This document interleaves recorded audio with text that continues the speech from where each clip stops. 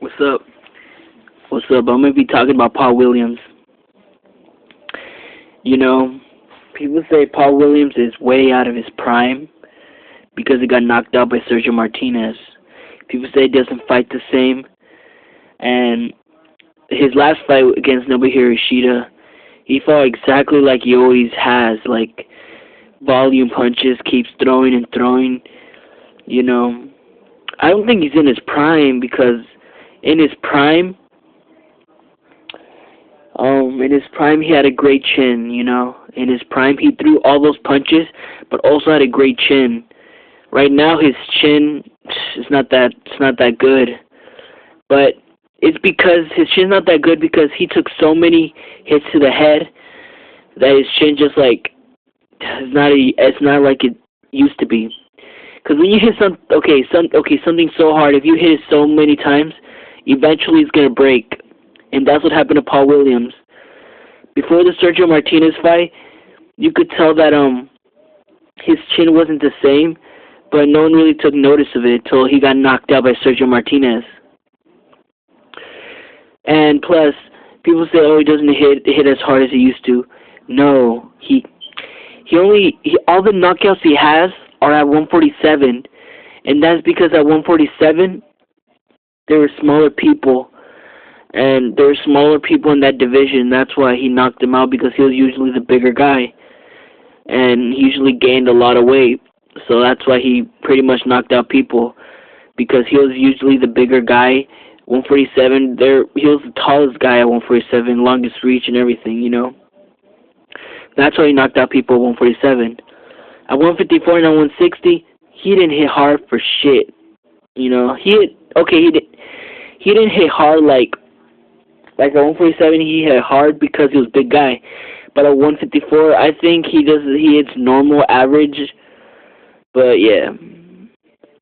And plus, all the knockouts he had at 147 were accumulation of punches. All the punches he threw, and they just got like too hurt after a couple, you know, after like 5 rounds, you know, 8. So all I'm saying here is Paul Williams still fights like he used to, except his chin is not the same. That's the only difference for Paul Williams now and the Paul Williams before Sergio Martinez. A little fights before Sergio Martinez. You know, the Paul Williams at welterweight had a good chin because he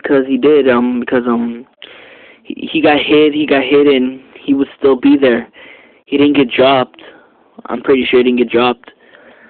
But just the accumulation of punches to Paul Williams' face, he got hit so much in the face that his chin couldn't handle anymore. So what did he do? You got knocked out, Paul Williams. Sharpen up that defense, Paul Williams. If Paul Williams sharpens up that defense and still throws volume punches, I think he could be a force to be reckoned with. But his chin right now is better than James Kirkland's chin, but it's less than a normal person's, you know, like it's less than a normal person's chin resistance, his punch resistance. Like, he could handle a shot better than James Kirkland, but he can't handle a shot better than a normal person, a normal fighter, I mean, you know. I'm just saying, Paul Williams, he's still a good fighter.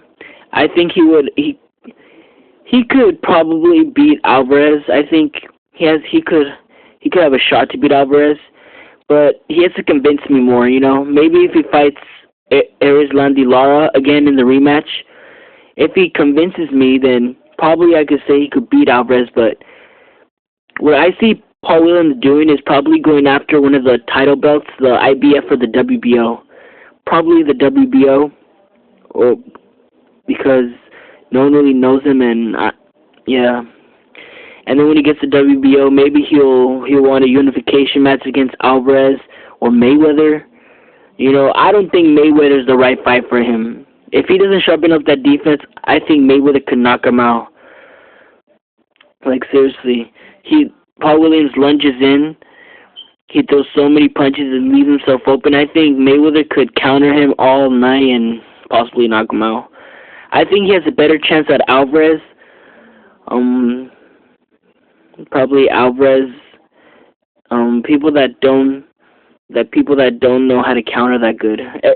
Saul Alvarez knows how to counter, but come on, who's he fought? Nobody that good. And Paul Williams would be his biggest threat, his biggest opponent. Right now he's going to fight Mosley Alvarez, so old Mosley. And, you know, Paul Williams would be Saul Alvarez's biggest opponent if he did fight him.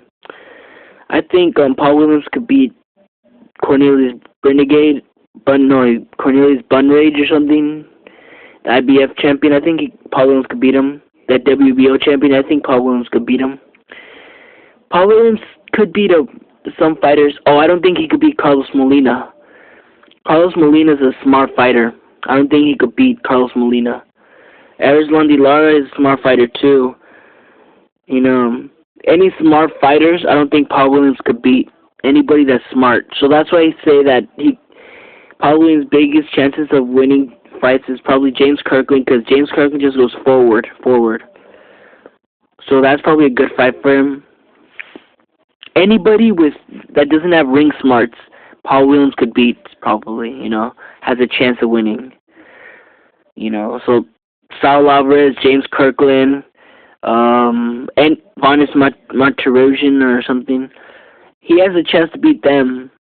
I think if he doesn't fight Carlos Molina or Erislandy Lara and fights these other guys, people will be like, oh, he's a great fighter, and then probably in the future a showdown with Mayweather. You know, I'll watch that fight, Mayweather and Williams, but Williams would get destroyed. But that would be a good payday for Williams, you know. All I'm saying here is he does the same. All I'm saying overall, is he does the same thing he used to do at welterweight, except the chin is different. His chin is less resistant. All right, I'm out.